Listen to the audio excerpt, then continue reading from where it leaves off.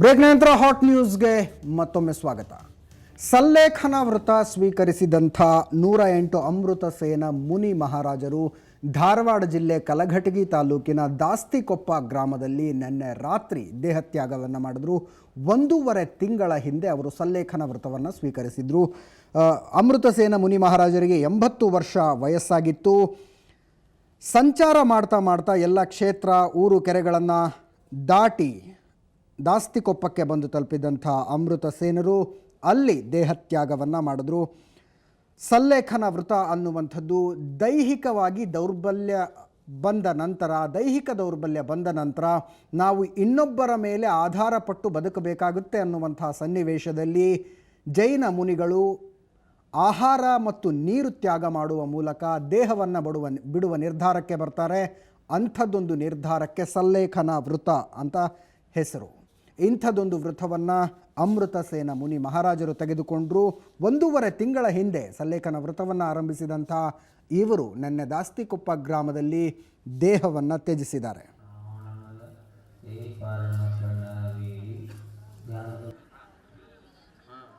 ಯಾವತ್ತು ಶ್ರಾವಕಿಯರೇ ಈ ಸಭಾ ಮಂಟಪಕ್ಕೆ ಬಂದು ಇಲ್ಲಿ ಜೈನ ಧರ್ಮದಲ್ಲಿ ಸಲ್ಲೇಖನ ಅಂತ ಶಬ್ದ ಇದೆ. ಸಲ್ಲೇಖನ ಅಂತಂದರೆ ಒಳಗಿನ ಮತ್ತು ಹೊರಗಿನ ಎರಡರಲ್ಲೂ ಸಹಿತ ಸಮತಾವಾಗಿ ಇಟ್ಕೊಳ್ಳೋದು.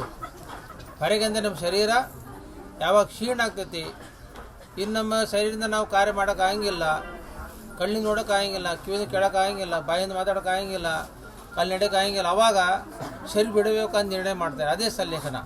ದೀಕ್ಷಾವನ್ನ ತಗೊಂಡ 27 ವರ್ಷ ಆಯಿತು. 27-28 ವರ್ಷ ಆಗಿತ್ತು ಅವ್ರು ಮಹಾರಾಜ ದೀಕ್ಷಾ ತಗೊಂಡ. ತಮ್ಮ ಜೀವನದಾಗ ಅವ್ರ ಎಲ್ಲ ವೃತ್ತಗಳೆಲ್ಲ ಆಚಾರ್ಯ ಸುಬಲ್ ಸಾಗರ್ ಮುನಿ ಮಹಾರಾಜಿಂದ ಒಂದು ವಾಸ ಹಿಡ್ಕೊಂಡು ದಿನ ಬಸ್ತಿಗೆ ಬರೋದ ಏನು ಮಾಡೋದ, ಬೇರೆ ಯಾಯಿ ಗುರುಗಳ ಕಡೆ ದೀಕ್ಷಾ ತಗೊಲ್ಲ, ಏನ ವ್ರತ ತಗೊಲ್ಲ, ಸೇವಟ್ ತಗೋದೆಲ್ಲ ಅವರ ಆಚಾರ್ಯ ಸುಬಲ್ ಸಾಗರ್ ಮಹಾರಾಜಿಂದ ಹೇಳೋದಕ್ಕೆ ಎಲ್ಲ ವ್ರತಾಗ ತಗೊಂಡವ್ರು. ಸಲ್ಲೇಖನ ವ್ರತ ತೆಗೆದುಕೊಂಡಿದ್ದಂಥ ಅಮೃತ ಸೇನ ಮುನಿ ಮಹಾರಾಜರು ನಿನ್ನೆ ರಾತ್ರಿ ದೇಹತ್ಯಾಗವನ್ನು ಮಾಡಿದಂಥದ್ದು. ಧಾರವಾಡ ಜಿಲ್ಲೆ ಜೈನ ಸಮಾಜದ ಗಣ್ಯರು ಇವರ ಪಾರ್ಥಿವ ಶರೀರದ ಅಂತಿಮ ದರ್ಶನವನ್ನು ಪಡೆದರು. ಅದೇ ರೀತಿಯಾಗಿ ಗುಣಧರ ನಂದಿ ಮುನಿ ಮಹಾರಾಜರು ಮತ್ತು ನಿಜಾನಂದ ಸಾಗರ ಮುನಿ ಮಹಾರಾಜರು ಕೂಡ ಇವರ ಪಾರ್ಥಿವ ಶರೀರದ ಅಂತಿಮ ದರ್ಶನವನ್ನು ಪಡೆದರು ಮತ್ತು ಸಂಜೆ 6 ಗಂಟೆ ಹೊತ್ತಿಗೆ ದಾಸ್ತಿಕೊಪ್ಪ ಗ್ರಾಮದಲ್ಲಿ ಅಂತ್ಯ ಸಂಸ್ಕಾರವನ್ನು ನೆರವೇರಿಸಲಾಯಿತು. ಈಗ ಕುತೂಹಲ ಇರುವಂಥದ್ದು, ಏನಿದು ಸಲ್ಲೇಖನ ವ್ರತ?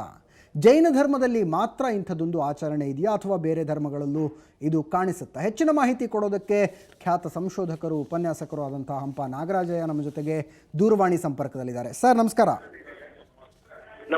ನಮಸ್ಕಾರ ಸರ್, ಇದು ಸಲ್ಲೇಖನ ವ್ರತ ತೆಗೆದುಕೊಂಡು ದೇಹತ್ಯಾಗವನ್ನು ಮಾಡಿದರು ಅನ್ನುವಂಥದ್ದು ಬಹುಶಃ ಜೈನ ಧರ್ಮದಲ್ಲಿ ಮಾತ್ರ ಇಂಥದ್ದೊಂದು ಆಚರಣೆ ಕಾಣಿಸುತ್ತಾ ಅಥವಾ ಬೇರೆ ಧರ್ಮಗಳಲ್ಲೂ ಇದೆಯಾ ಸರ್ ಇಂಥದ್ದೊಂದು ಆಚರಣೆ? ಇದು ವಿಶೇಷವಾಗಿ ನಿರಂತರವಾಗಿರ್ತಕ್ಕಂಥದ್ದು ಜೈನ ಧರ್ಮದ ಹಿನ್ನೆಲೆಯಲ್ಲಿ ಪ್ರಾಚೀನ ಕಾಲದಿಂದ ಇರ್ತಕ್ಕಂಥ ಒಂದು ಪದ್ಧತಿ ಇದು. ಇದರಲ್ಲಿ ಅಪ್ರತೀಕಾರ ಬುದ್ಧಿಯಿಂದ ತೆಗೆದುಕೊಳ್ಬೇಕಾಗುತ್ತೆ. ಸಲ್ಲೇಖನ ವ್ರತ ಅನ್ನೋದು ಸಮಾಧಿ ಮರಣಕ್ಕೆ ಸಮೀಪವಾದದ್ದು. ಜೀವನಕ್ಕೆ ಎಷ್ಟು ಪ್ರಾಧಾನ್ಯ ಇದೋ ಮರಣಕ್ಕೂ ಅಷ್ಟೇ ಪ್ರಾಧಾನ್ಯವನ್ನು ಕೊಟ್ಟು ನಡೆಸ್ತಕ್ಕಂಥ ಒಂದು ವ್ರತ. ಆ ವ್ರತವನ್ನು ತೆಗೆದುಕೊಂಡ ಮೇಲೆ ದ್ರವ ಪದಾರ್ಥಗಳನ್ನ ಮೊದಲು ಬಿಡ್ತಾ ಬರಬೇಕು, ಆಮೇಲೆ ಘನ ಪದಾರ್ಥಗಳನ್ನ ಬಿಡ್ತಾ ಬರಬೇಕು. ಈ ವಿಧಾನವನ್ನ ಮರಣದ ವಿಧಾನಗಳನ್ನ ಒಂದು ಪ್ರಾಚೀನವಾದ ಪ್ರಾಕೃತ ಗ್ರಂಥ ಇದೆ, ಆರಾಧನಾ ಗ್ರಂಥ ಅಂತ.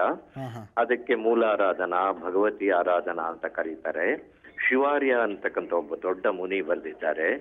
ಯಾವ ಸಂದರ್ಭದಲ್ಲಿ ಈ ಸಲ್ಲೇಖನ ವ್ರತವನ್ನು ತೆಗೆದುಕೊಳ್ಬೇಕು ಅಂತ ಅದರಲ್ಲಿ ನಿರ್ದಿಷ್ಟವಾಗಿ ನಿರೂಪಿಸಿದ್ದಾರೆ. ಅದು ಏನಂದ್ರೆ, ಒಂದು ದೇಶದಲ್ಲಿ ಕ್ಷಾಮ ಬಂದು ಆಹಾರಕ್ಕೆ ತೊಂದರೆ ಆದಂತ ಸಂದರ್ಭದಲ್ಲಿ ತೆಗೆದುಕೊಳ್ಬಹುದು. ಒಬ್ಬ ಮುನಿಗೆ ತಾನು ಇನ್ನು ಜೀವಿಸೋದಕ್ಕೆ ಸಾಧ್ಯ ಇಲ್ಲ ಅಂತ ಆತನಿಗೆ ಅನಿಸಿದಂತ ಸಂದರ್ಭದಲ್ಲಿ ಈ ವ್ರತವನ್ನ ಸ್ವೀಕರಿಸಬಹುದು. ಅಥವಾ ದೊಡ್ಡ ಕಾಯಿಲೆ ಬಂದಂತಹ ಸಂದರ್ಭದಲ್ಲಿ ಅದನ್ನ ಇನ್ನು ಗುಣಪಡಿಸೋದಕ್ಕೆ ಆಗೋದಿಲ್ಲ ಅಂತ ಅನ್ನೋ ಸಂದರ್ಭದಲ್ಲಿ ಈ ಸಲ್ಲೇಖನ ವ್ರತವನ್ನ ಸ್ವೀಕರಿಸಬಹುದು. ಸಲ್ಲೇಖನ ವ್ರತವನ್ನ ಸ್ವೀಕರಿಸ್ತಕ್ಕಂಥವರು ಸುತ್ತಮುತ್ತ ಇರತಕ್ಕಂತಹ ಜನರಿಗೆ ಅವರಿಂದ ಅನುಮತಿಯನ್ನ ಪಡೆಯಬೇಕು. ಹೇಗೆ ಅಂದ್ರೆ, ನಾನು ಯಾರ ಮೇಲೂ ಕೋಪದಿಂದಾಗಲಿ, ದ್ವೇಷದಿಂದಾಗಲಿ, ಪ್ರತೀಕಾರದಿಂದಾಗಲಿ ಈ ವ್ರತವನ್ನ ಸ್ವೀಕರಿಸ್ತಾ ಇಲ್ಲ. ನಾನು ಸಂತೋಷದಿಂದ, ಸ್ವಇಚ್ಛೆಯಿಂದ, ಆತ್ಮ ಪ್ರೇರಣೆಯಿಂದ ಸಾವನ್ನ ಸ್ವಾಗತಿಸ್ತಾ ಇದ್ದೇನೆ. ಅಂತ ನಾವು ಒಂದು ನಿರ್ಧಾರದಿಂದ ಹೇಳಿ, ಆಮೇಲೆ ತನ್ನ ಬಂಧು ಬಾಂಧವರಿಗೂ ಮತ್ತು ನೆರೆಹೊರೆಯವರಿಗೂ ಗೃಹಸ್ಥನಾಗಿದ್ದರೆ ಅವರಿಗೆ ಹೇಳಬೇಕು, ನಾನು ಏನಾದರೂ ತಪ್ಪು ಮಾಡಿದ್ದರೆ ನನ್ನನ್ನು ಕ್ಷಮಿಸಿ. ನೀವು ಏನಾದರೂ ನನಗೆ ಅರಿತೋ ಅರಿತತೆ ತಪ್ಪು ಮಾಡಿದರೆ ನಾನು ಈ ಕ್ಷಣದಲ್ಲಿ ಎಲ್ಲವನ್ನೂ ಮರೆತಿದ್ದೇನೆ ಮತ್ತು ಕ್ಷಮಿಸಿದ್ದೇನೆ. ನನಗೆ ಈ ವ್ರತವನ್ನು ಪಾಲಿಸೋದಕ್ಕೆ ಅನುಮತಿಯನ್ನು ಕೊಡಿ ಅಂತ ಎಲ್ಲರ ಒಪ್ಪಿಗೆಯನ್ನು ಪಡೆದು ಆತ ಮರಣವನ್ನ ಪಡೆಯಬೇಕು. ಆ ಮರಣಕ್ಕೆ ಸನ್ನದ್ಧನಾಗಬೇಕು. ಇದು ನನಗೆ ಇಂಥವ್ರು ತೊಂದರೆ ಕೊಟ್ಟರು, ಮುಂದಿನ ಜನ್ಮದಲ್ಲಾದರೂ ಬಂದು ಅವನ ಮೇಲೆ ನಾನು ತೊಂದರೆ ಕೊಡ್ತೀನಿ ಅಂತ ಭಾವನೆಗಳನ್ನ ಯಾವುದನ್ನು ಸೇಡು ಮೊದಲಾದ ಭಾವನೆಗಳನ್ನ ಮನಸ್ಸಿನಲ್ಲಿ ಇಟ್ಕೊಳ್ಬಾರದು. ಹೀಗಾಗಿ ಮರಣದಲ್ಲಿ ನಾಗರಾಜ ಸರ್, ತಾವು ಹೇಳುವ ಪ್ರಕಾರ ಇದು ಮುನಿಗಳು ಮಾತ್ರ ತೆಗೆದುಕೊಳ್ಳುವಂತಹ ದೀಕ್ಷಾ ಅಲ್ಲ ಆಗಿದ್ರೆ? ಒಳ್ಳೆ ಪ್ರಶ್ನೆ ಕೇಳಿದ್ರಿ. ಇದು ಮುನಿಗಳು, ಯತಿಗಳು, ಸನ್ಯಾಸಿಗಳು ಮಾತ್ರ ತೆಗೆದುಕೊಳ್ಬೇಕು ಅಂತ ಏನಲ್ಲ. ಯಾರು ಬೇಕಾದ್ರೂ ಗೃಹಸ್ಥರು ತಗೊಳ್ಬಹುದು. ಇದಕ್ಕೆ ವಯೋ ಮಿತಿ ಇಲ್ಲ, ಲಿಂಗ ಮಿತಿ ಇಲ್ಲ. ಹೆಂಗಸರು, ಗಂಡಸರು, ಮಕ್ಕಳು ಯಾರು ಬೇಕಾದ್ರೂ ಈ ವ್ರತವನ್ನ ಸ್ವೀಕರಿಸಬಹುದು. ಹಾಗಾದ್ರೆ ಸಹಜವಾಗಿ ಒಂದು ಪ್ರಶ್ನೆ ಹೇಳುತ್ತೆ ಸರ್, ಜೈನ ಧರ್ಮದಲ್ಲಿ ಆತ್ಮಹತ್ಯೆಗೆ ಧಾರ್ಮಿಕ ಅನುಮೋದನೆ ಇದೆನಾ ಅಂತ? ಹೌದು, ಇದಕ್ಕೆ ಉಂಟು. ಇದು ಆತ್ಮಹತ್ಯೆ ಅಲ್ಲ, ಇದು ಯೂಥನೇಸಿಯ ಅಲ್ಲ. ಸಂತೋಷದಿಂದ ಸ್ವೀಕರಿಸತಕ್ಕಂಥದ್ದು. ನಾನು ಆಗ್ಲೇ ಹೇಳಿದಾಗೆ ಪ್ರತೀಕಾರ ಭಾವನೆಯಿಂದ ತೆಗೆದುಕೊಳ್ತಕ್ಕಂಥದ್ದು ಅಲ್ಲ ಇದು. ಈಗ ನೋಡಿ, ಆರ್ಟ್ ಆಫ್ ಲಿವಿಂಗ್ ಇದೆಯಲ್ಲ, ಇದು this is an art of death.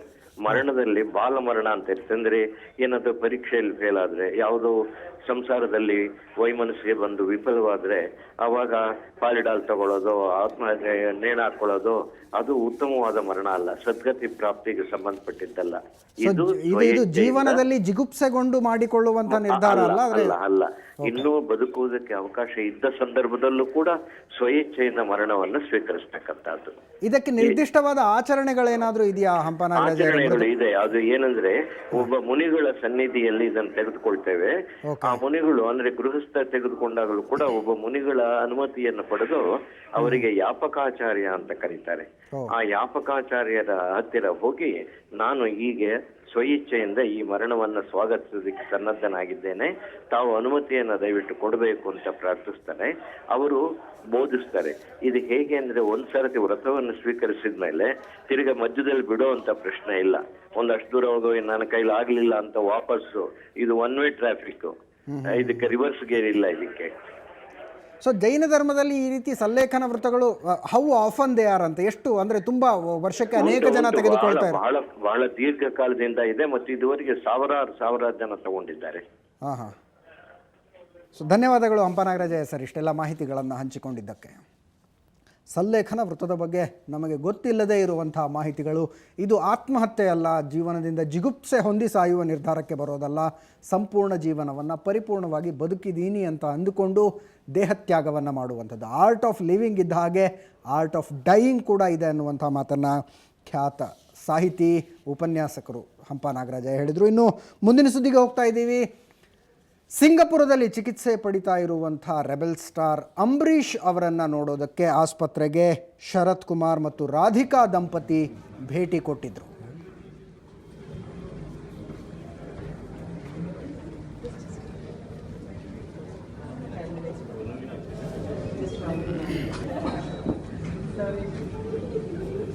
ಸಿಂಗಪುರ್ನ ಆಸ್ಪತ್ರೆಯಲ್ಲಿ ಚಿಕಿತ್ಸೆ ಪಡಿತಾ ಇರುವಂಥ ಅಂಬರೀಷ್, ರೆಬೆಲ್ ಸ್ಟಾರ್ ಅಂಬರೀಷ್ ಅವರನ್ನು ನೋಡೋದಕ್ಕೆ ಬಹುಭಾಷಾ ನಟ ಶರತ್ ಕುಮಾರ್ ಮತ್ತು ಅವರ ಪತ್ನಿ ರಾಧಿಕಾ ಭೇಟಿಯನ್ನು ಕೊಟ್ಟಿದ್ರು. ಆ ದೃಶ್ಯಗಳು ಸುವರ್ಣ ನ್ಯೂಸ್ಗೆ ಎಕ್ಸ್ಕ್ಲೂಸಿವ್ ಆಗಿ ಲಭ್ಯ ಆಗಿರುವಂಥದ್ದು.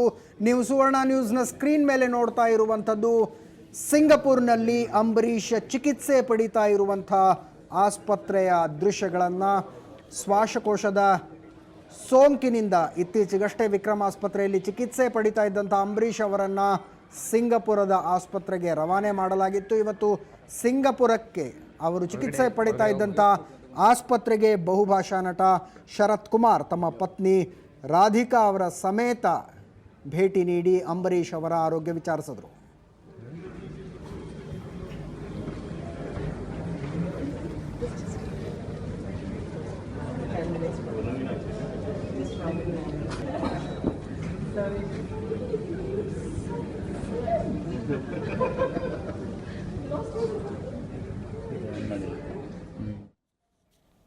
ಹಾಟ್ ನ್ಯೂಸ್ನಲ್ಲಿ ಇನ್ನೊಂದು ಸಣ್ಣ ಬ್ರೇಕ್ನ ಸಮಯ ಆಗಿದೆ. ಬ್ರೇಕ್ನ ನಂತರ ಬೆಂಗಳೂರಿನಲ್ಲಿ ನಡೆದಂಥ ಒಂದು ಸಿಲಿಂಡರ್ ಬ್ಲಾಸ್ಟ್ ಮತ್ತು ಆ ಬ್ಲಾಸ್ಟ್ನಿಂದ ಅಕ್ರಮ ಸಿಲಿಂಡರ್ ದಂಧೆ ಬಯಲಿಗೆ ಬಂದಂಥ ವರದಿ.